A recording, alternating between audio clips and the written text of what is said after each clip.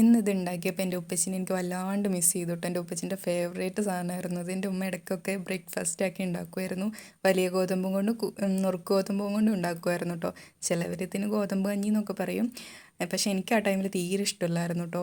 ആ ടൈമിൽ കഴിക്കാൻ തോന്നുമ്പോൾ ചിലപ്പോൾ പഞ്ചസാരയൊക്കെ ഇട്ട് കഴിക്കുമായിരുന്നു.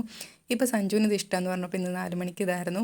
വലിയ ഗോതമ്പ് ഇടിക്കാത്ത ആയതുകൊണ്ടാവുന്ന മിക്സിയിൽ നന്നായിട്ട് ക്ലീൻ ചെയ്ത് മിക്സിയിൽ കറക്കിയെടുത്തിട്ട് പിന്നെയും ക്ലീൻ ചെയ്തെടുത്തു. അപ്പോൾ അതിൻ്റെ തൊലിയൊക്കെ പോയി കിട്ടും കേട്ടോ. അപ്പോൾ ഫസ്റ്റ് ക്ലീൻ ചെയ്ത വെള്ളം അരിച്ചെടുത്തിട്ട് ആ വെള്ളത്തിൽ ഞാൻ കുക്ക് ചെയ്തെടുത്തത് കേട്ടോ.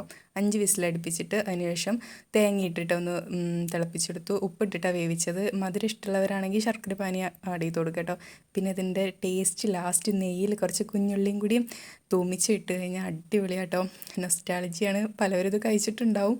അപ്പോൾ കട്ടൻ ചായൻ്റെ കൂടെ അടിപൊളി സംഭവം കേട്ടോ. കഴിച്ചവരുണ്ടെങ്കിൽ കമൻറ്റ് ചെയ്യണേ. അപ്പോൾ ഒന്ന് ഉണ്ടാക്കി നോക്കിട്ടോ. Okay, by.